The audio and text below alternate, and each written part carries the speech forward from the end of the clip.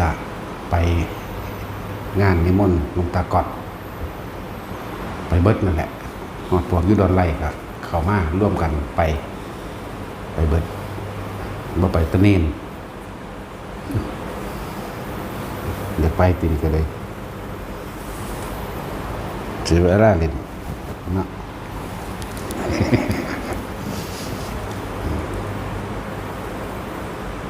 รถบัส2 คันกับเบิดอยู่ดอกมั้ง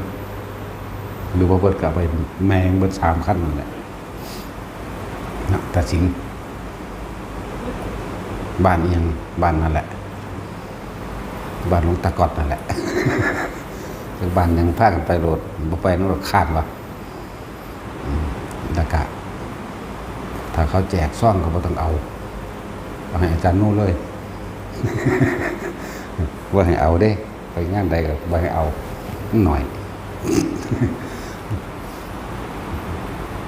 ผมอยู่ดอนไร่กับเขามาร่วมตัวกันสันจังหันแล้วก็ไปเนาะจะแม่นตัวแล้วก็เรื่องหนึ่งก็คือน้ำมันก็เติมยากทั้งขึ้นราคาทั้งแพงพากันประหยัดอันนั้นอันนี้เนี่ยเด้อ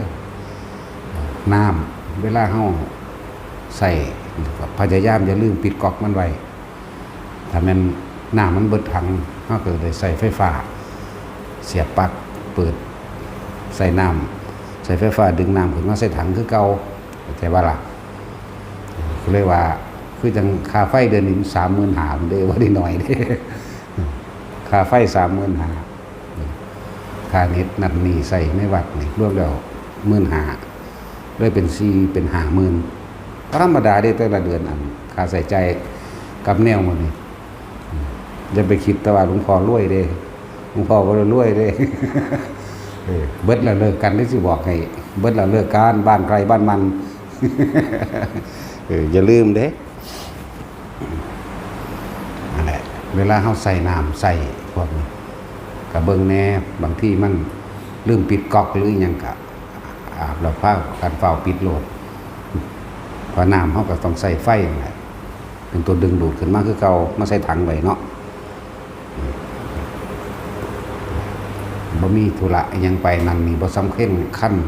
บ่สำคัญข้อขาดว่าตายก็บ่ต้องเดินทางเห็นบ่ล่ะเขาไปเข้าแถวกันต่อน้ำมันต่อคิวบ่ต่อคิวอันเติมน้ำมันบ่แต่น้ำมันแพงแล้วค่าไฟก็แพงนำเลยน้ำเฮาบ่ได้ซื้อก็จริงแต่ว่าเฮาก็สิซื้อไฟเนาะก็ต้องอาศัยไฟฟ้านี่ดึงน้ำขึ้นมาใส่ถังคือเก่าซอยกันเบิ่งน้ำกันบางที่น้ำ มันเบิดถังลืมปิดก๊อกนั่นนะนั่นแหละเตือนไว้ตั้งแต่ค่าไฟตลอดทั้งค่าเน็ตนั่นนี่รวมแล้ว50,000พุ่นเด้เดือนนี่จังแล้วสิ้นเดือนนี่จักนักกว่าเก่าบ่รู้ล่ะหลายอย่างพัดลมนี่คือเปิดทุกหลังอยู่แล้วเนาะหลังละ2โตก็มี หรือบางที่ตู้เย็นหรือเครื่องซักผ้าจังซี่ดำพื้น2พื้นหน่อยๆบางๆอันเอามือซักเอาแหน่ตะกี้ก็บ่มีดอกเว้ยเนาะเสียมากระแล่งตัวเดียวปั่นอยู่ควงวางอยู่ เฮ้ยเขาบอกไปเบิ่งน้ำพวกเจ้าดอกเขาเห็นอยู่สิข้านหลายอุ้ยลงไปแซนเอามือยองบ่เป็นบ่ ตัว1 2ตัวนี่ตาเสือตัวบางๆแบบควงวางปั่นลืมนี่ต่างหากเด้เซยไปโอ้พวกนี้มันกินไฟก็เอาเงินนั่นแหละซื้อมากมันก็เลยต้องบอกแน่เล็กๆน้อยๆเขาก็ซักเอาในกันนะถ้าเป็นผ้าห่มใหญ่ๆหรือหยังก็จังว่ากันแน่หรือว่าถ้ามันหลายตัวจังสิจังใส่เอาโอ้กรรมฐานของท่านสมัยอยู่เด้เครื่องซักผ้าก็มี เครื่องซักผ้าจะว่าให้บอกกันประหยัดไว้เหตุการณ์สงครามใหญ่เพราะท่านในแมนสงครามโลกดอกเป็นสงคราม ทวีปก็ว่าไปซะตะวันออกกลางเนาะเพราะท่านได้เป็นสงครามโลกก็เป็นสงครามที่เฮ็ดให้น้ำมันแพงเพราะพวกนั้นเขาขายน้ำมันพวกเขาก็เลยซื้อเขา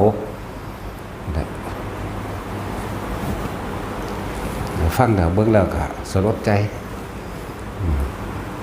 เขาบ่อาจสามารถไปเปลี่ยนแปลงชะตากรรมของแต่ละคนในการกระทำรวมกันใดดอกเขาก็มีกรรมรวมกันในอกุศลกรรมก็ไปเกิดในสถานที่เดียวกันประเทศเดียวกันคัดแย่งกันกับฆ่ากันอย่างสัตว์พวกสัตว์เล็กสัตว์น้อยที่บาปกรรมน้ำสัตว์อีกก็ไปเกิดที่น้ำเขาคือกันเด้คืออิหร่านนั่นสิเนาะคนก็ไปเกิดรวมกันสัตว์เดรัจฉานต่างๆก็ไปเกิดรวมกันกับเขาอีกเห็นป่ะพวกนี้ยังตกต่ำกว่าคนอีกเด้สัตว์เดรัจฉานเหล่านี้ตกต่ำอีกแต่ก็ไปเกิดน้ำเขาน่ะแมงสาบบอกแมงงอดชีเชฟพวกให้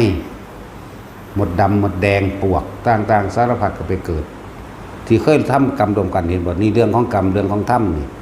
เป็นเรื่องที่ยุติธรรมเสมอเป็นเรื่องที่หลีกเลี่ยงบ่ได้ผู้ใดเฮ็ดสิ่งใดแล้วก็ต้องไปดับนะแต่ว่าบ่เคยมีไผเว้าถึงเด้สงครามบึ้มลงสัตว์เด็กสัตว์น้อยตายหลายกว่าคนอีกนั่นบ่สัตว์ระเบิดตู้ลงอย่าลืมว่าหมดเหล่านั้นปวกเหล่านั้นให้เหล่านั้นต่างๆกระทำกรรมรวมกันกับเขาด้วยนะเรื่องสั้นเนี่ยมันเป็นไปจากเขียดอยากสร้างไผ่บ่เดี๋ยวนี้พวกเขานี่เนาะ มันเป็นแต่ไปอยากเอาเปรียบไผ่บ่มันเป็นไปอยากรังเกียจกันบ่มันเป็นตะเว้าพื้นกันบ่เป็นยังคือหันเข้ามาเบิ่งตัวเองนั่นล่ะหันเข้ามา แล้วแม่นบอกแต่เรื่องคนสัตว์มันกระทำกรรมรวมกันได้ยังไปเกิดในประเทศนั้นรวมกันเข้าใจบ่ล่ะคือยังปฏิรูปประเทศสวาโสจะอยู่ในประเทศอันสมควรคำว่าสมควรครับสมควรแก่กรรมแห่งตนนั่นแหละถ้าปุเพจักตะปุญญาตาเรียกว่าทำบุญไว้รวมกันแล้วแม่นสัตว์แล้วนั่นคือนกคือกาคือหมามันมาอยู่น้ำเฮาตะกี้มันก็เป็นคนแบบเห็นแก่ตัวเห็นแก่กินคือกันแต่ว่าก็มาทำกรรมรวมกันกับเฮานั่นแหละเอาคนที่ยกตัวอย่างคนที่ทำงานอย่างขยันยายล้มยายจอยยายแม่คนที่ทำงานอย่างขยันอย่างเอาใจใส่หลายๆคนที่ยังเอาใจใส่พอใหญ่นายพอใหญ่ยังเอาใจใส่พวกนี้เฮ็ดโสเป็นโสตายใส่งานคนพวกนี้บริสุทธิ์ใจในการกระทำนี้ไปแต่คนอีกพวกหนึ่งเฮ็ดไปซ้ำซ่าพอได้เนื้อกินพอได้เนื้ออยู่พอได้เอาเปรียบหมู่พอได้รักอยากว่าล่ะก็มาเกิดบาดนี้ดูว่าไปเป็นสัตว์ใหม่คนพวกนี้ใหญ่ขึ้นคนคือพวกพญานาคยายล่มมื้อนี้เกิดเป็นเจ้าในใหญ่โตขึ้นมาวิธานะขึ้นมามีตระกูลดีแต่เอาคนที่คอยเอาเปรียบรังแกหมู่ก็เป็นสัตว์เดรัจฉานยุคปนเปลี่ยนของเขาเพราะว่าเฮ็ดน้ำกันมากคือกันแต่เฮ็ดโดยความเห็นแก่ตัวเข้าใจว่าล่ะเรื่องนี้เป็นเรื่องสำคัญและก็ละเอียดอยู่เด้พวกเจ้าบ่แม่นนั่นเด้เป็นเรื่องของกรรมนี่เป็นเรื่องที่อธิบายยากอยู่เด้แล้วก็บ่ค่อยมีไผเว้าเด้สิกระปอมกิ้งกากบเขียดที่มาอยู่น้ำเฮานี่มันก็รอดพ้นจากอันตรายหลายอย่างไปอาจจะตายโดยอายุของมัน5 เดือน 7 มื้อ 8 มื้อเดือน 2 เดือน 3 เดือนก็ว่าไปตามอายุของสัตว์นั้นๆมันตายเองโดยบ่มีเรื่องเจ็บใจให้ไปตกนรกต่อนั่นมันก็ไข่อยู่เด้มันก็คอยวิทย์คอยพ้นไปเห็นบ่ล่ะแต่มันตายบริษัท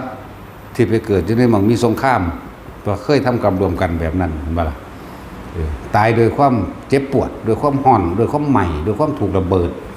โดยความพิการปวดแสบร้อนถูกสารเคมีเป็นพิษกว่าสิตายได้ก็แค้นอยู่ในใจคือคนนี่เด้ตายโดยความระทมขมขื่นตกนรกใหม่อีกแนวมันบ่ธรรมดาเด้นี่แหละเรื่องของกรรมเรื่องของธรรมนี่เป็นความจริงในการกระทำของสัตว์โลกทั้งหลายบ่ได้ว่าแต่เรื่องศาสนานั้นศาสนานี้เด้ และจังบอกว่าผู้ที่เข้าถึงพุทธะแปลว่ารู้แท้ๆนี่มันหายากมันไม่หน่อยนึงเด้มันบ่ได้หลายเด้นอกนั้นก็เชื่อแต่ว่าสิ่งศักดิ์สิทธิ์พระเจ้าพระพรหมดลบันดาลนั่นบ่ล่ะนี่จังว่าอยากอธิบายพวกเฮาฟังแนวว่าหมดแดงหมดดำปลวกสารพัดสัตว์ที่ไปตายในสงครามพอเขาก็เคยรวมกันคนพวกนี้โหดเหี้ยมกว่าคนที่ยังเป็นคนอยู่แต่ว่าบัดนี้คนที่โหดเหี้ยมที่มีคำสั่งที่ต่อสู้ด้วยความโกรธเกลียดด้วยก็ตกหล่นลงไปไหมแต่ว่าก็ไปเป็นสัตว์เดรัจฉานเหล่านี้อีกขึ้นมาสัตว์เดรัจฉานเหล่านี้ก็ขึ้นมาเป็นคนแทนสัตว์ไปซับมาอย่างนี้แต่ว่าบ่แม่นง่ายเด้อันนี้ว่ารัดเอาซื่อเด้เรื่องของกรรมเป็นเรื่องที่ละเอียดเป็นเรื่องที่เราต้องใส่ใจใส่ความรู้สึกใส่ยังพิจารณาให้ถึงความเป็นจริงว่ามีบ่มีแล้วมีผู้ใดเคยแจกแจงเรื่องนี้ให้เจ้าฟังบ่ตลอดเท่าไรพันปีมานี่ก็ดีเวลาเขาสู่กันรบกันเขมรกับไทยสู่กันรบกันเนาะพวกแกคิดว่าหมดแดงตายบ่ตายแต่หลายกว่าคนอีกปวกตายบ่พวกแกคิดว่าใส่เดือนตายบ่พวกให้ตายบ่เฮาอาจจะมองบ่เห็นความสำคัญของมันแต่ว่าเฮาเป็นผู้รู้เรื่องของกรรมเฮาก็เลยมองความสำคัญของความคิดแต่ละคนนั่นแหละกรรมที่เคยสมรู้ร่วมคิดซึ่งกันและกันไปอยู่น้ำกันในสถานที่ที่มีสงครามเดียวกันระเบิดตกตูมลงแต่ละหม่องกบเขียดมดแดงปวกตายโดยความเจ็บปวดแสบร้อนตายโดยความหวาดหวั่นครั่นคร่ำกายโดยความสะพรึงหวาดกลัวกระตกนรกไหมบ่ล่ะจิตสุดท้ายของเขาก็เป็นคือกันกับเฮานี่เด้มันอันเดียวกันเด้พระเจ้าใส่ทรัพย์ร่วมเด้อสัตว์ทั้งหลายเทวดาอินพรหมก็สัตว์เบิดจากบ่นั่นแหละถือว่าเฮาสมควรที่ระมัดระวังในการคิดนะในการกระทำต่างๆโดยกายโดยวาจาระมัดระวังในการคิดคือหมามันยัวยามาอยู่ในวัดเฮานี่ตะกี้ก็เคยสั่งวัดมานำกันแหละแต่ว่าหังเป็นผู้เอาเปรียบหมู่กินแห้งหมู่ก็ว่าค่อยถลอยเอาอาหารทั้งสิ้นนะเลยมาเป็นหมาได้ค่อยได้กินคือกันนั่นแหละตะกี้เขาก็ค้นละอันก็ดีหมาหมู่นั่นจักบ่ล่ะผู้ใดสิไปเป็นหมาหมู่นั่นไปจักว่าล่ะผู้ใดมักเอาเปรียบหมู่แต่คนมันบ่รู้สึกตัวหรอกถ้าบ่มีกระจกส่องธรรมนี่กระจกส่องธรรมแว่นส่องธรรมเขาเฮ็ดนั่นเฮ็ดนี่แบบไปอืดอาดแล้วก็หาเรื่องไปหั่นไปนี่มีธุระอันนั้นอันนี้ทั้งที่บ่มีมันตัวเจ้าของบ่ได้หรอกคือมันขานก็มีลักษณะนั่นแหละนี่คือความจริงที่เจ้าของแต่ละคนต้องน้อมเข้ามาใส่เจ้าของเองเด้เนาะล่ะบ่มีก็ว่ามีธุระก็ดีเพราะขานแล้วล่ะบ่เนาะกลับมาหรือเห็ดโลโลเล่ๆเขาพุ่นเขาพี่นะพวกเห็ดแบบเต็มใจวะนี่จิตใจเขาก็ถูกยกสูงขึ้นความเสียสละเขาถูกยกสูงขึ้นจิตใจเลยสูงขึ้นนะบ่ล่ะบ่เอาเปรียบกับไผบ่จมบ่เว้าบ่ด่ากับไผบ่ไปตำหนิไผแล้วถ้าไผสิเฮ็ดเฮาเฮ็ดเฮาได้เฮาเด้เห็นบ่ครับหลวงพ่อก็สอนอยู่เฮ็ดอย่างเต็มใจเฮ็ดอย่างเสียสละบ่ได้เฮ็ดแลกของบ่ได้เฮ็ดแลกบ่ได้เฮ็ดเพื่อให้คนมาสรรเสริญโยนย่อบ่ได้เฮ็ดเพื่อว่าสิมาเอาเงินนำเพิ่นแต่เฮ็ดไปบางพวกก็เฮ็ดไปนำถามกันไปนำพวกนั้นพวกเจ้าได้ค่าจ้างเท่าใดพวกเจ้าได้เงินเดือนเท่าใดเด้เห็นบ่ล่ะนี่เป็นความจริงแล้วบ่ได้หยังเด้มันบ่ได้จ้างเด้แล้วแต่เพิ่นสิให้แล้วแต่เพิ่นเบิ่งอุ้ยไปเฮ็ดแมงดอกจะเฮ็ดไปหยังนั่นก็จังซั่นแหละก็ออกไปก็เรามีกรรมเกี่ยวกันนิดหน่อยแล้วก็ออกไปเสียหน้า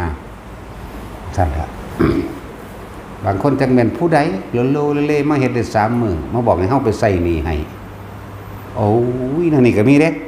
แต่จุ้ยจะเคยเห็นว่าหน้าด้านหน้ามึนคือหยัง ลูกค้าก็มีหนี้อยู่ได้350,000ซั่นแม่มึงบัดนี้มาบอกกูเฮ็ดหยังมึงเป็นผู้ยืมก็ไปใส่เองตัวเนาะก็เลยจ่ายค่าแรง300แล้วให้หนีซะนั่นสิมาแนวนี้ผิดกันแน่นอนมันสิมาหาเรื่องก็ยังว่าบ่มีค่าจ้างอยู่ดิมีแต่จิตอาสาแต่ว่าอาสาให้มันแท้เท่านั้นคือพญานายจังซี่อาสาแท้อันนี้แต่ป่วยอยู่ก็ยังบืนมาเฮ็ดเด้นั่นแหละจังซั่นแล้วบ่จมกับไผแล้วแต่ไผเฮ็ดไปเรื่อยจังซั่นแหละไผบ่มาก็สร้างกูเฮ็ดอยู่ผู้เดียวงอมอยู่นั่นซั่นแหละนั่นพวกเขายกจิตขึ้นสู่ที่สูงของเขาได้เขาบ่ได้เฮ็ดเพื่อเงินเขาบ่ได้เฮ็ดเพื่อเอาหน้าเอาตาเพื่อคนมายกย่องเขาบ่ได้เฮ็ดเพื่อสิ่งใดสิ่งหนึ่งเขาก็เฮ็ดไปของเขาเขาเฮ็ดไปจังซั่นแหละนั่นแหละอุปปารมีทานหมายถึงใส่กำลังได้เป็นทานเฮ็ดอยู่จังซั่นเรียกว่าทานของในกายทานกำลังเหมือนกับเฮาทานเลือดนั่นแหละแต่ว่าแต่บัดนี้อันตัวนี้มันเฮ็ดอยู่ตลอดเด้ซุมื้อ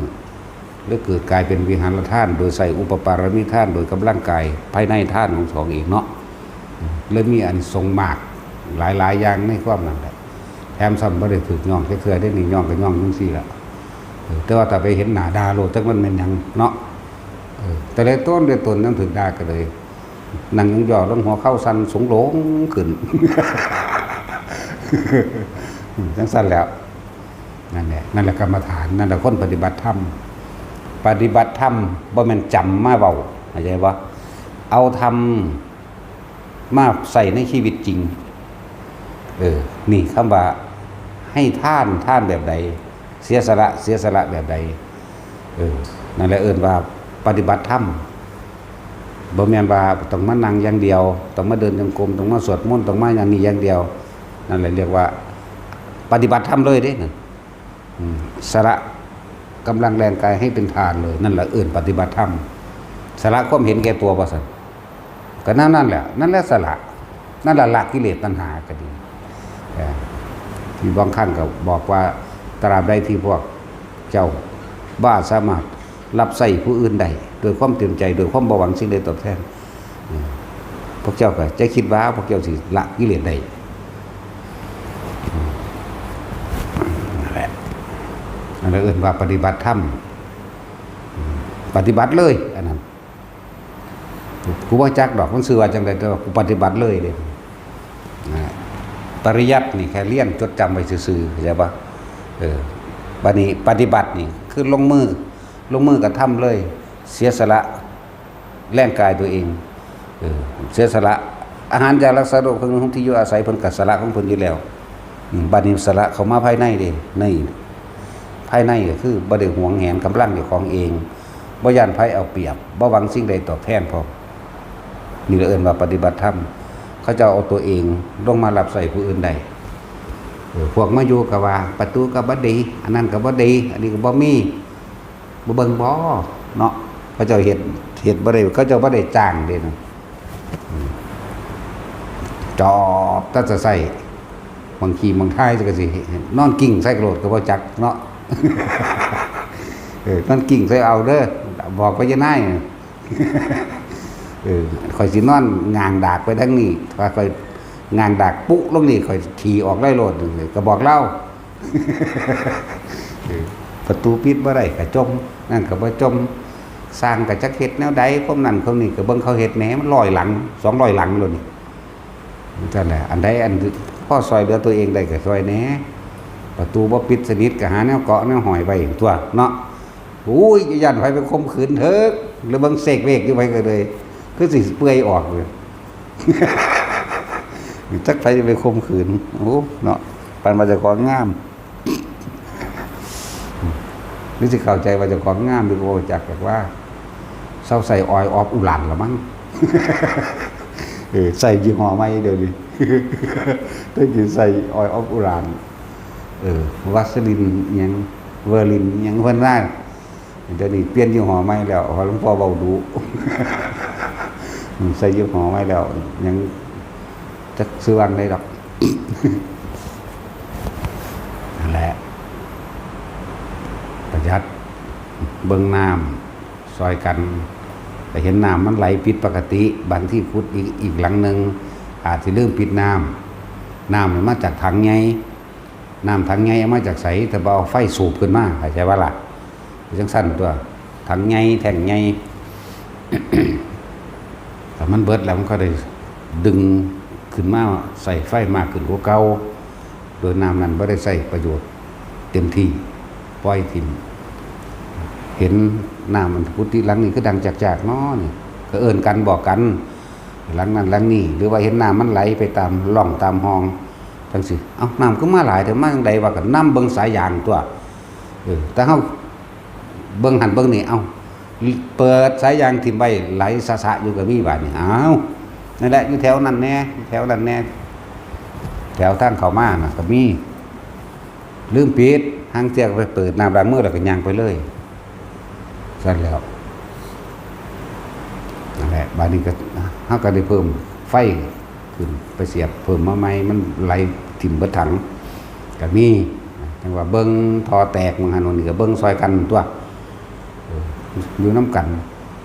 มันพอมีเงินหลายอยู่ดอกเอาโลดเฮ็ดโลดโอ้ยจังไงสิตัวไผตัวมันเลยสิบอกให้เด้อ แต่ว่ามีแล้วรับรองก็อยู่บ่ได้ก็แล้วกันพวกขุนนางทั้งหลายกรรมฐานสำอางเนาะใส่นีเวียมั่งวัสลินโลชั่นมั่งออยออฟอุหลานมั่ง ครีมต่างๆสารพัดกันแดดอยังแน่ละมั่งพวกนี้แต่ว่าห้องน้ำในตัวบัดเอาโหลดไว้เนาะได้เห็นที่เป็นยังคือให้เห็ดเนี่ยคือเห็นมาให้แนวนั้นเพราะว่าเฮาเคยลำบากมาก่อนแต่เป็นเน้นไปทุดงพุ่นหูยสี่ใส่พุ่นไปพุ่นปักพุ่นสั่นบางใดแล้วก็เดี๋ยวบางเซ่สะเลงเงงแป้น 2-3 อันเดียงลงนั่นมึงหนีบ่ว่ากูนอนแมงมึงหนีคือกันนั่นแหละแน่ห้องน้ำบ่มีบาดนี้ไปหาขุดหลุมเอาบ่ขุดแมงแล้วขุดบ่ทันใส่ไม้แกล้งเอาเด้เคยใส่ไม้แกล้งขี้ว่าเดี๋ยวนี้พวกนี้พวกว่าจักทีบจักแดนนี่เนาะสิไปว่าจังก็ไปทุดงทุป่าบัดนี้ไปในป่าบ่ได้ขุดแล้วหาบางใดบางนึงที่บ้านแล้วว่าบ่ค่อยทายบันไดมันพอบ่ค่อยกินนั่นก็ใส่ขี้ดินถมหรือใบไม้มันหายากก็ได้มันสิเอาไม้แกกจริงๆมันบาดดากมีจักว่าล่ะรุ่นตาสินก็สิเคยอยู่ดอกเนาะทั้งเทื่อก็เอาใบมันเนาะตาสิน ใบมันสับปะหลังคาดกินโกะไปนั่นซะแล้วเฮาเห็นตัวเองลำบากเลยบ่อยากให้หมู่ลำบากเวลาปวดท้องแห้งๆมันบ่อยู่เด้มันหนีออกบ่ทันก็มีได้ปัวปะโลดเด้สารหลายแบบก็เลยบ่อยากให้ผู้ใดลำบากขนาดเฮาเป็นเด็กน้อยคล่องแคล่วว่องไวเด้อันสิว่าหยังกับพวกเฒ่าๆมื้อนี้สงักไปจังซี่แถมซ้ำจมให้เขาไปพร้อม ตุกตักไปหรือยายตุกตักนั่นแหละเห็นตัวเองเคยลำบากเลยบ่อยากให้ผู้อื่นลำบากก็เลยต้องเฮ็ดแบบนี้ให้บัดนี้เฮาก็ปรับเอาตัวเองนั่นแหละเว้ยเนาะปรับใส่เพิ่นนั่นแหละเว้ยเพิ่นสิให้ปานนี้แล้วพัดลมโอ้ยบ่ต้องพูดถึงบ่มีก็แล้วกัน พัดลมบ่มีน้ำก๊อกน้ำเกิกประปงประปาบ่มีนะโทรศัพท์บ่มีเดี๋ยวบ่ต้องเว้าเรื่องเน็ต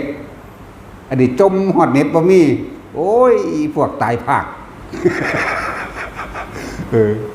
บ่มีเน็ตอายุดอก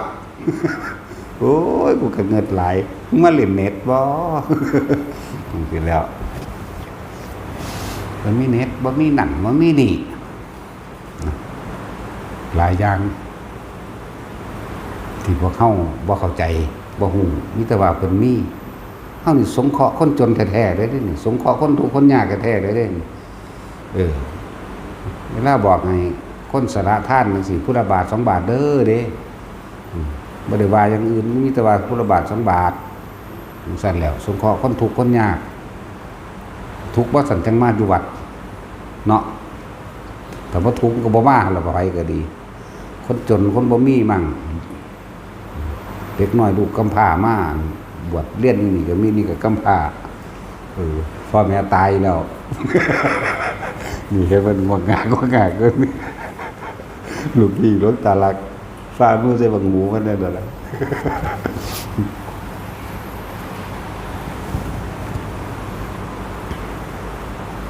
เขาก็ได้มีคือเพิ่นเบิ่งแหน่เบิ่งเขาเจ้าแหน่เขาเจ้าเฮ็ดแต่ละอันงาน70 ล้าน80 ล้านเฮาบ่ได้มีจังซั่นเด้เฮาบ่ปากอยากอายเขา เก็บเล็กเก็บหน่อยไปแต่ใส่คุ้มค่าที่สุดอย่างวันนี้คุ้มค่าที่สุดอย่างนั้นกับซึ่งต้นไม้ไว้มาปลูกคือเฮาสิปลูกที่เดิมนี่ทำถนนเฮ็ดจีดินเจาะน้ำใส่คุ้มค่าเฮ็ดกุฏิให้อยู่ได้หลายๆอย่างที่นี่แหละใส่คุ้มค่าที่สุดอย่างมีขึ้นมาในจักน้อยโรงเรียนโรงนั้นโรงเรียนนี่มาขออนุเคราะห์เฮามีให้เฮาก็ให้บ่ล่ะโรงเรียนนั่นโรงเรียนนี่เฮ็ดไปใส่คุ้มค่าที่สุดที่มันเป็นประโยชน์เด้นั่นแล้วคนป่วยคนบ่มีกินมื้อนี้แหละบางคนเด็กน้อยพ่อแม่บ่มีหรือเลิกกันจังซี่ขออนุเคราะห์เรียนจบไปเป็นรุ่นๆไปคน2คน3คนไปท่านแล้ว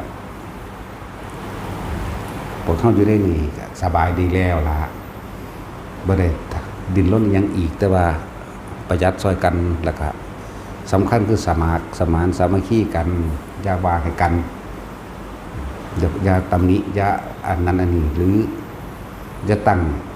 แยกฝักแยกฝ่ายรังเกียจกันเดี๋ยวจักน้อยก็ตายจากกันเบิดดอกเนาะจักน้อยก็ตายจากกันเบิดตายเบิดอยู่นี่ไปตายเป็นผู้แหลกทางดีทางมักนั่นแหละคือว่าสมัครสมานสามัคคีกันโดยเฉพาะอยู่ในครัวล่ะจักมันยังฉอดแฉะจอดแจ๊ดใส่กันอยู่แต่กูเป็นหลงหลับคนมาแต่ตั้งใดย่ามใดตะกี้ก็ว่าบ่เอาอยู่ปืนเข้ามาจนใดเอาไปมาหลายคักบัด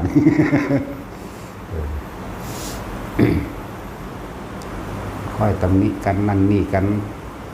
รังเกียจกันอยากเว้าใส่กันจักมาละหรือจักมาเอากันแน่เนาะจักนั่นได้ถึงว่าบ่ให้เขาคั่วบ่ให้นั่นอันนี้จัดเอาเฉพาะพวกเขาถือกันแน่แหละบ่ได้ให้มีหัวหน้าได้ให้ต่อกันบ่ต้องมาจัดแจง4 ไม้ 4 มือเฮ็ดมีหยังก็เฮ็ดนำกันโลดบางคนมันก็เอาแต่ใจบางคนมันก็ประสาทจังซี่ก็มีบางคนก็เฮ็ดเอาแต่น้ำหมาจังซี่แต่นายอย่างนี้คือบ่เป็นตั้งมูลนิธิบุเนาะก็มีค่อยจะพิดเถียงกันระแวงยันแต่เขาว่าเขาบ่ว่าหยังก็ย่านแต่เขาว่าคนมันมีแผลคนมันประสาทนะมันเป็นยวนให้มาคักเราได้ยังก็เลยคือว่าบ่ให้เลี้ยงหมาก็นำหมามาเลี้ยงจังมันยังกระดอกกระเดียดอกเนาะตัวเดียวนึงดักผู้นึงเลี้ยงได้ผู้นี้ก็เลี้ยงได้กันตัวบาดนี้เนาะภาวนาไปเป็นหมา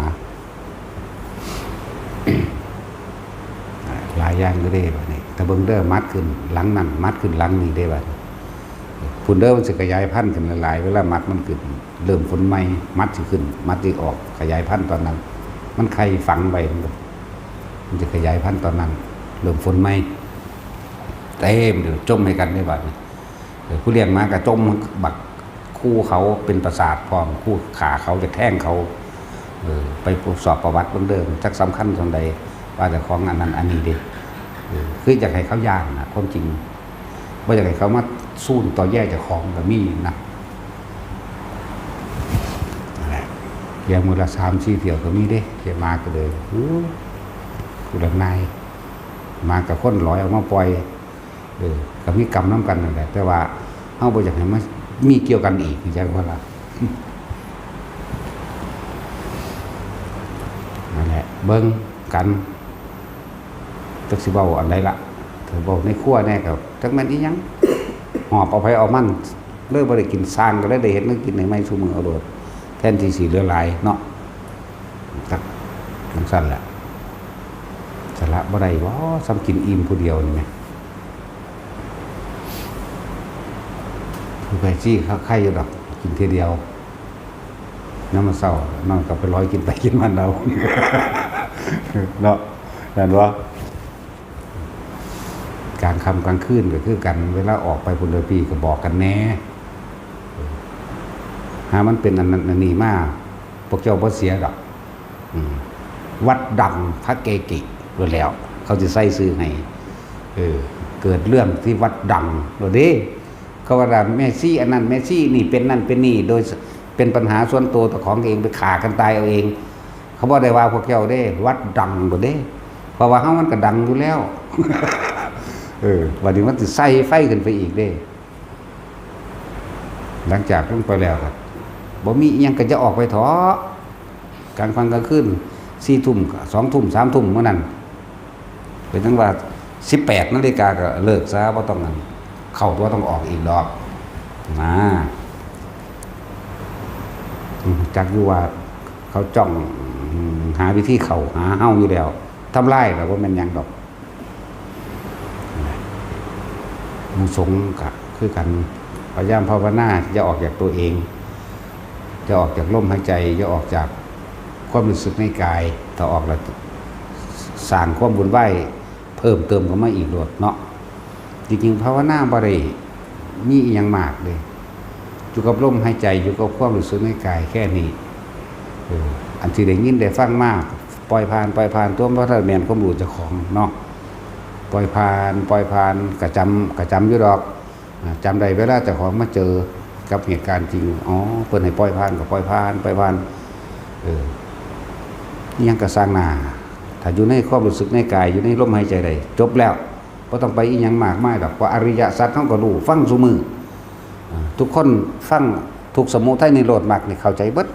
สรุปได้เบิดทุกคนเข้าใจเบิดทุกสิ่งทุกอย่างเป็นอนิจจังหาความจริงดั้งยืนบ่ได้มีความเกิดขึ้นมีความเคลื่อนที่ไปสู่ความเสื่อมสู่ความแตกดับผู้ใดก็เข้าใจเบิด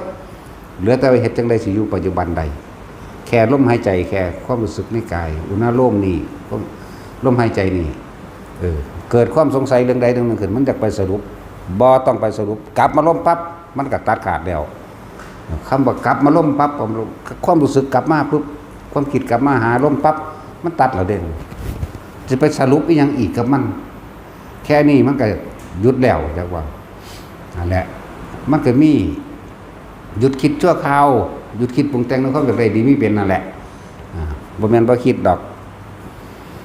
มันก็มีดับชั่วคราวหรือดับตลอดก็อีกแบบนึงก็มันก็เริ่มจากดับชั่วคราวนี่แหละชั่วขณะเวลาความคิดมันปรุงแต่งเรื่องนั้นเรื่องนี้มันอยากไปสรุปเหตุผลต่างๆต้องอย่างนั้นต้องอย่างนี้ปุ๊บหยุดบ่ให้สรุปจากบ่ล่ะบ่ให้สรุปว่าต้องอย่างนี้เท่านั้นอย่างอื่นไม่จริงบ่ให้ไปสรุปบ่ให้ไปลงความเห็นว่าผิดบ่ให้ไปลงความเห็นว่าถูกบ่ให้ไปลงความเห็นว่าจริงบ่ให้ไปลงความเห็นว่าไม่จริงเด้อยู่กลางๆแค่รู้อยู่กับมันในสิ่งทั้งหลายที่มันเกิดเคลื่อนที่ดับไปสิจริงหรือบ่จริงเฮาต้องเป็นผู้รู้ผู้ดูอยู่เฉยๆนี่เด้แค่นี้นึงได้บัดนี้ส่วนมากเรื่องเล่าต่างๆที่พูดขึ้นจากสัญญามันจิตไหลไปน้ำเลยเอาอีกอย่างเช่นแต่เฮาอยู่ในลมหายใจอยู่ในความรู้สึกในกายโดยบ่มีความคิดปรุงแต่งนั่นมียังไปใส่การนั้นคือสบายแต่ว่าบัดนี้เฮาฟังธรรมอาจจะฟังองค์นั้น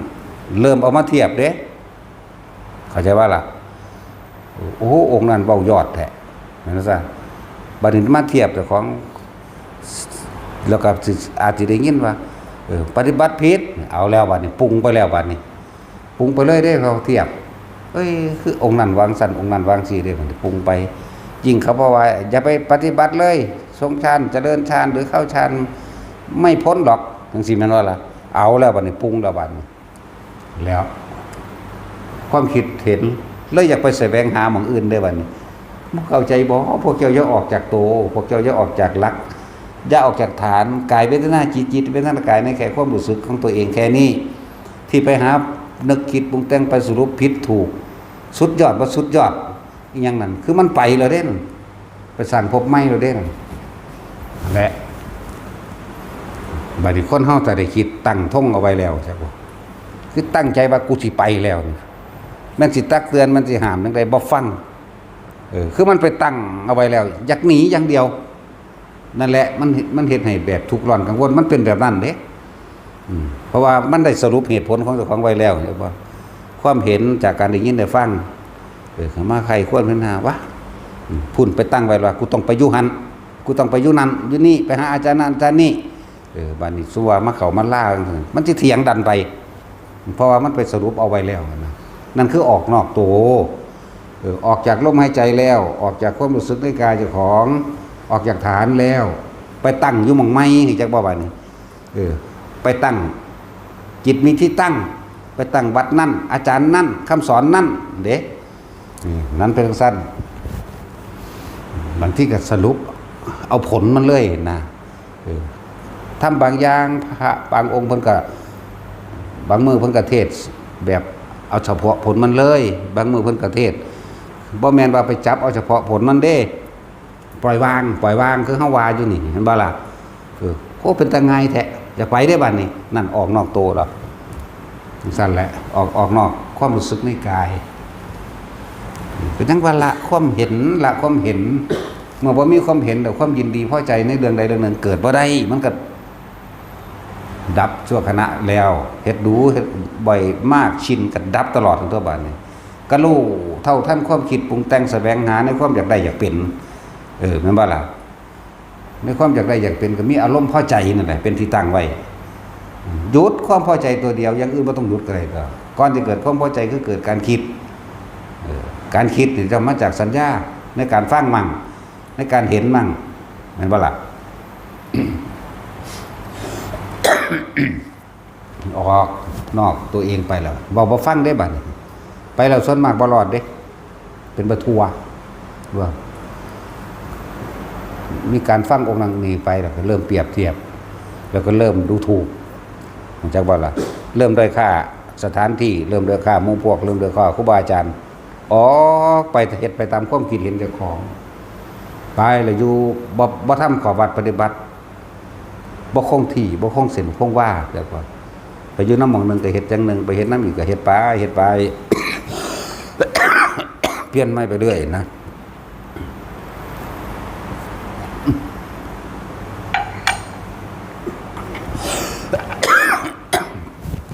ไปอยู่นำหม่องที่บ่มีข้อวัดเดียวกันก็เลิศเล่นเพลินไปนำกันนำเขาบัดนี้หาหม่องอยู่ยาก คนที่เอาความเห็นจากของเป็นใหญ่นี่คือเสือความคิดที่มีความเห็นสรุปลงตัวแล้วมันสิตั้งท่งไว้ว่าสิไปหันแบบนั้นพอแต่ได้ไปปุ๊บมันก็สิผ่อนคลายสบายใจว่าได้ไปแล้วจากวันแล้วมันไปอยู่มันพอใจในการไปถึงแล้วอีกบ่โดนบ่นานอาทิตย์นึงเอาแล้วเป็นอีกสิเปรียบเทียบมองหันสถานที่นั้นอีกได้บัดนี้ก็เริ่มเร่งบ่ดีองค์นั้นองค์นี้บ่ดีได้บัดนี้แต่คิดไปหาหม่องใหม่อีกไปแล้วคือจังมันสบายใจคือจังมันเศร้าชั่วคราวน่ะเพราะว่าหยังเจ้าได้ไปตามความคิดเห็นเจ้าแล้วบัดนี้ก็ไปติหม่องใหม่อีกเอาไปว่าตีโค้งไปพุ่นโค้งไปพี่เที่ยวไปเที่ยวมาเอาไปเอามาเลยอยากไปทั้งเป็นบาปแต่ไปแบบนั้นถ้าบอกว่าฟังอย่างนึงกะโดยวินัยมันก็มีกาวไว้อยู่ถ้าเพิ่นให้ไปได้อยู่แม่นบ่ล่ะถ้าเพิ่นให้ไปเพิ่นเห็นแล้วไปหาประสบการณ์เด้อแต่ไว้แหวกออกจากหมู่ได้บัดไปโดยบ่มีผู้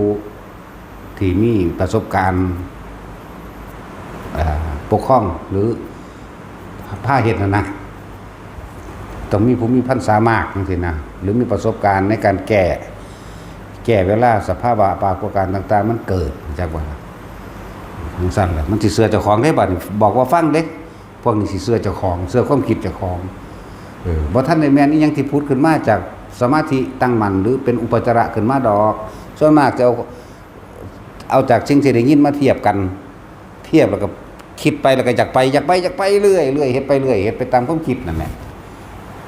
แต่พวกนั้นที่ว่าเกิดจากสมาธิไหมจิตตั้งมั่นในขันธ์อุปจารสมาธิมันยังพ่อขึ้นมาฐานใดเด้พวกนี้ยังฟังอยู่ แต่พวกเกิดจากการบ่แม่นสมาธิแต่เป็นการฟังแล้วเปรียบเทียบคิดเมื่อคิดเมื่อเปรียบเทียบแล้วจะไปตามที่ตัวเองเปรียบพวกนี้บ่มีสมาธิที่เพิ่นว่าปัญญามากฟุ้งซ่านเข้าใจว่าล่ะบ่แม่นปัญญาสันติวันนี้แนวนั้นความเห็นมากซื่อๆนะไปอยู่สถานที่นี่อาทิตย์1 2อาทิตย์เอาละบัดเริ่มตำหนิเป็นอันเก่าพูดขึ้นมาเคยตำหนิอยู่นี่แบบใดก็ไปตำหนิหม่องอื่นแบบนั้นเคยตำหนิหม่องอื่นแบบนั้นก็ไปตำหนิหม่องอื่นแบบนั้นเอาไปเอามาเลยเป็นประทั่วที่นั่นแหละ ก่อวัดปฏิบัตินี่คือเรียกว่าบ่คงเส้นคงว่าบ่ปกตินั่นแหละคือจังเพิ่นว่าให้พวกเจ้ารักษาป่าคลองไว้5 ปีพุ่นเด้พวกเจ้าจังห่างได้แม่นบ่ล่ะบ่เฮ็ดน้ำบัดนี้นั่นแล้วเพราะมันก็ค่อยๆเสื่อมไปซั่นเพราะที่เขาเจ้ามีกุศโลบายว่าเป็นหยังคือให้รักษาผ้า3 ผืนอย่าให้มันข้ามคืนแม่นบ่ล่ะอย่าให้ห่างข้ามคืนจังซี่นะบัดนี้เฮ็ดไปจังสิขาดเฮ็ดน้ำนั่นเริ่มเสื่อมไปอันนึงแล้วความคิดมักออกนอกไปแล้วบ่มาอยู่ในขอวัดบ่อยู่ในกุศลแต่บ่อยู่ในกุศลนั่นบ่ความคิดจะมักเปรียบมักเทียบ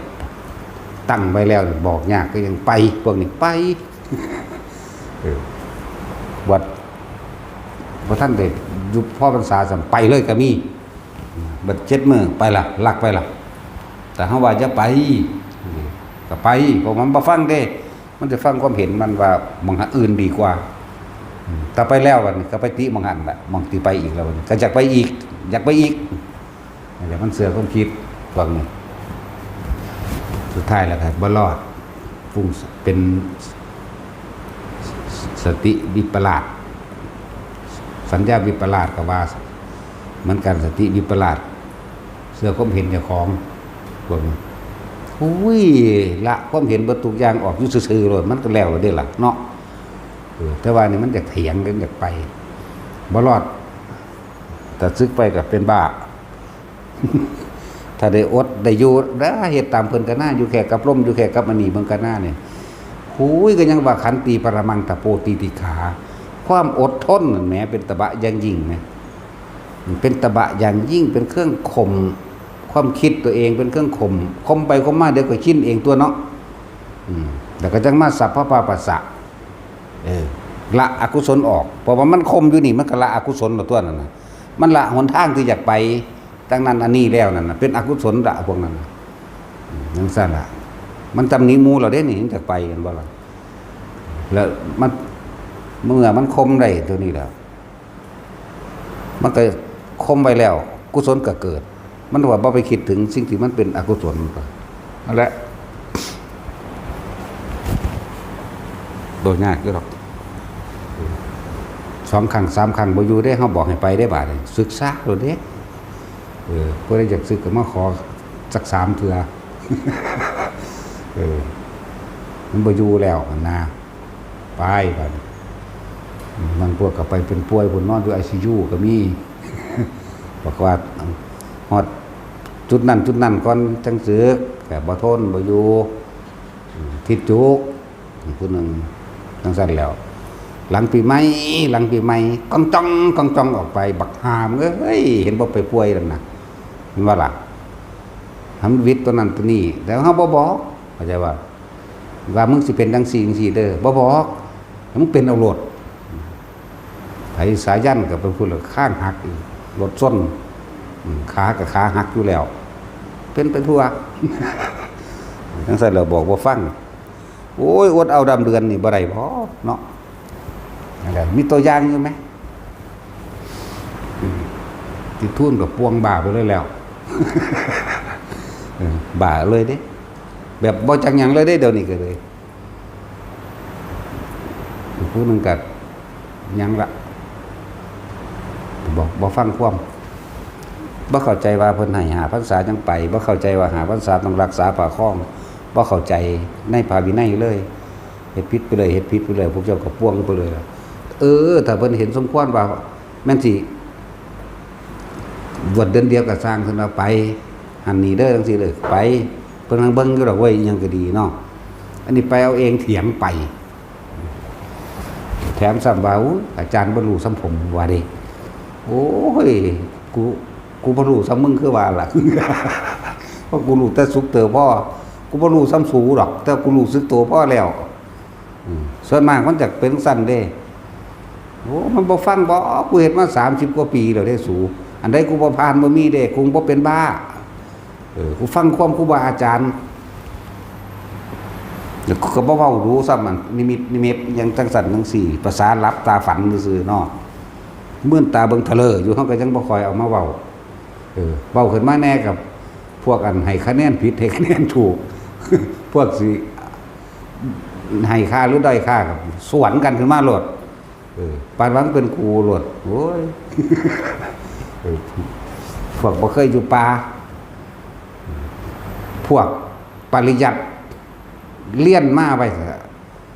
ถากถางผู้อื่นเลี้ยนมาเพื่อแต่ว่าตัวของบ่ได้ปฏิบัติธรรมนั่นคือบ่แม่นคนปฏิบัติธรรมเด้ปฏิบัติธรรมมันสิบ่ไปว่าไผเด้แต่ว่าเลี้ยนมาแล้วเอาไปทางให้ค่าคนนั้นได้ค่าผู้นี้เอาไปทางให้คะแนนเขาเอานรกให้เขาเอาสวรรค์ให้เขาถ้าผู้ใดเฮ็ดไปตามในหนังสือก็ว่าเด้มันบ่ฟังบ่อย่าเชื่อโดยตำราก็ดีเนาะบ่แม่นเฮาบ่เชื่อเครื่องนึงเข้าใจบ่คำว่าบ่เชื่อนี่ถ้ากูบ่รู้เองกูบ่เชื่อเข้าใจบ่ล่ะแต่เขาไปรู้เอาเองเห็นเอาเองแล้วเชื่อบ่เชื่อก็สร้างมึงได้บาดนี้แน่ขนาดนั้นเด้ภาษาบ่เคยไปหาอยู่ป่าอยู่ดงอยู่เขาอดน้ำลองเบิ่งไปอยู่แบบเงียบบ่มีคนเลยนั่นน่ะมึงสิจบปทล้านก็สร้างโคตรแม่มึงเด้ล่ะภาษาบ่จักอันอารมณ์ความรู้สึกตัวนี้บ่ทันได้เข้าถึงธรรมบ่แม่นนักปฏิบัติธรรมนักเรียนจักบ่ล่ะยิ่งพวกบ่บวชนะโอ้ยเตือนไปเลยว่าอย่าประมาทดีกว่านะสามเณรน้อยๆยังมีกุศลมากกว่ายังมีบุญกว่าอีก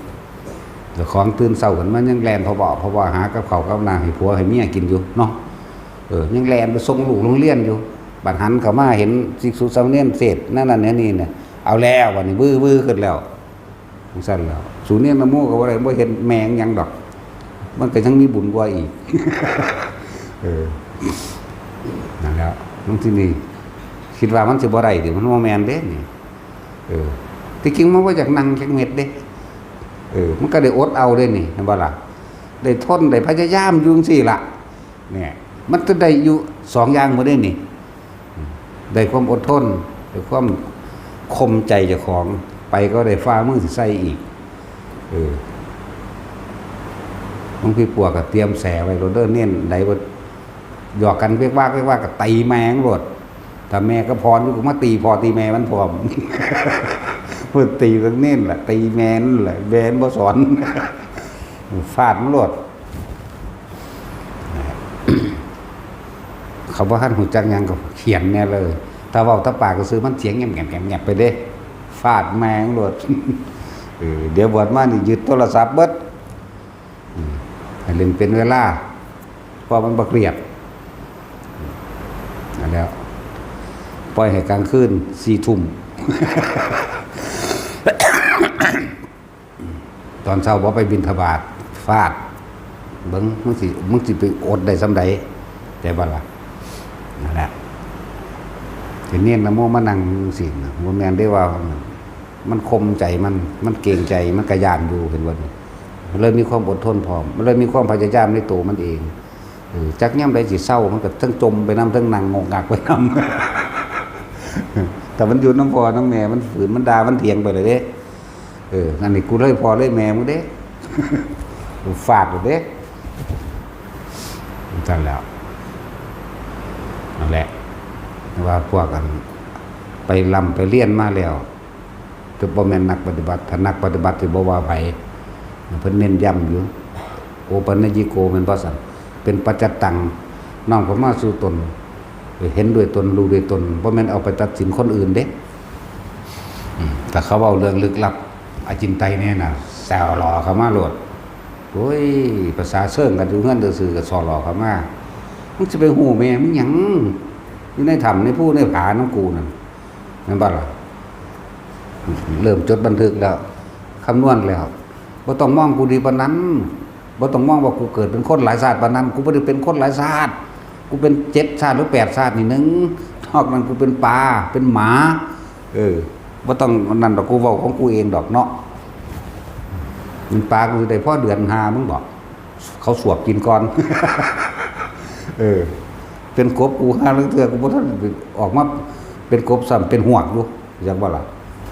โอ้ยได้ก็สร้างแมงเด้อันสาบ่จักหยังมันบ่ได้สะอ่อนเด้นั่นแหละของเฮาเอาของเฮาเว้าเองแม่นบ่ล่ะสูสิมาตัดสินหาแม่สิบอกพ่อกับแม่มึงบ่มีมึงคือบ่ไปสอนเนาะ มาสอนมึงกับกูมันเลิกฮอดพ่อฮอดแม่มึงแล้วเด้พ่อกับแม่มึงบ่เป็นอรหันต์กูเด้เนาะอรหันต์สูเนาะก็มันด่าอีกรู้สึกว่าเดี๋ยวยอดมันสิตก ยอดไหลยอดความเห็นสิตกนะแล้วก็เลยเว้าจังซี่ได้กูยั่วให้มึงเรียนหัวออกแหละ ปฏิบัติจริงๆบ่ได้มีหยังหลายเด้แค่รู้สึกตัวในลมหายใจนี่ในความรู้สึกในกายนี่เกิดหยังขึ้นความสงสัยบ่ได้หายไปเพราะว่าการไปได้คำตอบจากผู้อื่นเด้แล้วก็แม้กระทั่งความสงสัยหรือการละจริงๆน่ะบ่แม่นละโดยการได้คำตอบเด้อยู่กับลมเลยนั่นแหละรู้จักบ่ล่ะคำตอบนี่มันจะเอาไปยืนยันตัดสินผิดและถูกจริงหรือปลอมแม่นบ่ล่ะแต่หาอยู่กลางๆนี่รู้ว่าสิ่งนี้ควรสิ่งนี้ไม่ควรสิ่งนี้เป็นโทษสิ่งนี้เป็นประโยชน์มันสิเฮ็ดไปตามนี้ได้บ่นี่มันสิบ่ได้เฮ็ดตามผิดตามถูกนะพวกนี้เขาละความเห็นผิดแล้วเขาเห็นถูกละบุญละบาปแล้วเขาก็เห็นว่าอันนี้มีประโยชน์เว้ยเฮ็ดนี่ตั้งหากเด้โอ้ยฟังจังซี่มันสิฟังเข้าใจบ่เนาะพวกละความเห็นก็ยังบ่ละความเห็นบ่สรุปผิดถูกบ่ได้ละบ่นั่นบุญบาปแล้วอารมณ์มันบ่มีแล้วมันบ่ยึดหยังแล้วมันสำบายเด้นั่นแหละแต่ว่าพวกเฮาพระเนรนี่มันเต็มที่ของมันแล้วเฮ็ดเอาอยู่เจ้าของมันบ่ได้แบกเด้เนาะใส่ความคิดเข้ามาอยู่ในลมนึงมั้ยสติกำกับลมหายใจนึงเด้ล่ะถ้าเฮาอยู่ในลมได้นี่มันสบายเด้หรือจะในความรู้สึกได้นี่ความคิดก็สังเกตในความรู้สึกเจ้าของอุณหภูมินี่นิ้วมองบนหัวนี่หรือความรู้สึกในกายมันเคลื่อนไปแล้วก็รู้สึกในกายตามที่มันเคลื่อนไปนวงหน้าอกมั่งนวงหน้าผากกลางสมองมั่งบนหัวหนังศีรษะมั่งเนื้อกระตุกมั่งสั้นทรายนั่นนี่มั่งก็รู้ด้วยนี่มันจะไปทุกข์กับสุขกับไผโดยนี่เห็นบ่ล่ะเมื่อไรที่ออกไปคิดถึงผู้อื่นอาละบาดนี่ไปแล้วจิตมีที่ตั้งเพราะไม่ได้ตั้งอยู่ในฐานเข้าใจว่านี่ฐานที่ตั้งให้จิตกายเวทนาจิตซื่อกายเวทนาจิตเวทนากายฟังดีๆเลยกายเวทนาจิตคือผู้รู้อยู่แล้วแค่ตั้งอยู่ในกายนี่ก็ตั้งอยู่ในความรู้สึกนี่หนึ่งเด้ส่วนธรรมก็คือสภาวะต่างๆที่มากระทบกระทั่งเหมือนโลกธรรม8นั่นแหละจิตที่ตั้งมันดีแล้วบ่หวั่นไหวในโลกธรรม8บ่หวั่นไหวไปว่านำเขามาคิดในผิดในถูกในตัดสินนั่นนี่บ่มีอารมณ์เกิดบ่ได้มันก็จบเลยเด้ล่ะบางพวกก็อยากไปให้มันจบประสานโอ้ยมึงสิจบจังไดก็จังเว้าอยู่ได้ตลอดอยู่ได้แนวมื้อนี้หลวงตาจรเราผู้นึงเลยผมสิเอาให้จบเลยซั่นแล้วมึงสิเป็นบ้า โอ้ยมึงจะไปจบได้บักหามึงอยู่ในร่มหันบ่แม่นพระอรหันต์มันเป็นจังไดก็ยังถามอยู่มันเป็นลอยๆอยู่บ่องค์ลงอยู่บ่ยิ้มบ่หัวบ่หรือแนวใดเดี๋ยวนี้เนาะ บ่กินข้าวกินน้ำบ่นั่นแหละอย่าไปตั้งคาดไว้จังซั่นมันเป็นบ้ามันสิหาวิธีเพื่อที่จะเกิดคนอื่นเห็นนำว่าเจ้าของจบ อดข้าวจัก7 มื้อแล้วก็มาเทศจังซี่หยุดอย่าเฮ็ดมันเป็นการอวดตัวนั้นรู้จักบ่ล่ะตามธรรมดาผู้เขาเจ้าปฏิบัติเดินจงกรมอยู่ถ้ามีคนมาปั๊บเขาเจ้าหยุดโดดเด้มันมินมีไปทางปาจิตตีเด้มันมินมีไปทางทุรใจพร้อมรู้จักบ่ล่ะนั่นแล้วอันนี้ไปตั้งใจให้คนรู้นำเห็นนำปิดยังอกุศลให้เกิดขึ้นในจิตเกิดว่าเจ้าเริ่มจากรู้จักใจคนฮู้ว่าตอนนี้เขานิโรธเด้ว่ามันสิโลดมาทางใดเดี๋ยวนี้มันว่าหาตะเข่าดอกนิโรธนั่นน่ะมันนิโรธอยู่แล้วเนาะสะพานการฝึกมาเข้ามานิโรธของเข้าเนี่ยคือหยุดความคิดปรุงแต่งในความอยากได้อยากเป็นนี้อารมณ์เกิดบ่ได้มันดับอยู่ตลอดว่ามันไปเข้าทีนึงสิเป็นอรหันต์ทีนึงเข้าใจว่าล่ะบัดนั้นบ่เข้าเด้อซั่นเป็นหยังซั่นเนาะมันบ่มีเข้ามันบ่มีออกดอกแต่ว่าเริ่มต้นแรกก็อาศัยการฝึกซะก่อนจะพึงเอายอดมันหลายบ่ให้เว้าบ่ให้วานะจังซั่นฝึกก็ฝึกบ่เหลืออดก็อดไปโลดมันผิดจักบ่ล่ะก็บ่แม่นแนวผิดนักดอกแต่ละนั่นแหละด้วยความไม่รู้ก็แสดงตรงแสดงอาบัติอาบัติกันก็ขาดอยู่นี่คือแนะไปบัดนี้ก็ฟังไว้ตัวบัดนี้โอ้บัดนี้ความจริงเจ้าของอยากเป็นแนวนั้นอีหลีเพราะว่าเฮาบ่รู้เนาะนี่อาจารย์บอกแล้วเข้าใจบ่ล่ะต่อไปสิเฮ็ดหยังก็บ่ปากบ่เว้าหยังไปลี่เฮ็ดอยู่เจ้าของตัวบ่ถ้าคนมาเฮาหนีโลดเด้เวลาเฮาปฏิบัติจริงๆนั่นน่ะโอ้ยนี่เสียงจอดแจ๊ดมาปึ๊บพุทธังตมังสังฆังสรางรามิหนีโลดหนีไปลี่อยู่หมู่ใหม่ซะก่อนคนหนีซะก่อนเดินจงกรมบ่ซั่นบัดนี้มันหนีคนยากในสถานที่ของเฮามันเป็นอารามมันเป็นเขตอยู่แล้วก็เลยต้องเฮ็ดเอาผ้าสะแลนสีเขียวนะมาบังไว้จักว่าล่ะบังหรือบางพวกไปทำทานนั่งสมาธิเพื่อจะให้คนเห็นตอนยางพานว่าพี่บ่าพวกอีแต้วอีพานขึ้นนั่งอยู่3 แยกบ่แม่นทาธรรมดาเด้อีแต้วมึงเบิ่งแน่กูได้เฮ็ดให้เบิ่งบ่ธรรมดาได้เฮ็ดยืดเอื้อขึ้นมาเนี่ยมึงเบิ่งแน่นี่ทาผัวมึงเฮ็ดนี่บ่ได้คือผู้ทานี่ยันคนบ่เห็นนั่งอยู่3 แยกกันบ่คักใจไปนั่งอยู่โกคอทั้งหน้าวัดอีกโอ้ยธรรมดาบ่กลาง3 แยกได้ว่าธรรมดาเด้แต่สินกีดยางขึ้นมาแต่สินยันผีอยู่แล้วห้องว่าขึ้นหุ้ยผีพระว่าซั่นแต่สินก็เลยโอ้ยนั่นแล้วอยากแสดงเห็นบ่ล่ะปวงไปเลยบ่บาทนี่ซั่นตัวบอกว่าฟังได้บาทบอก100เทื่อแล้วล่ะจนบ่บอกแล้วบอกเป็นแต่เพียงสั้นแล้วถ้าบอกว่าฟัง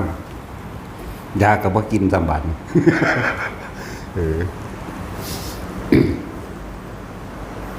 ผู้นึงยัง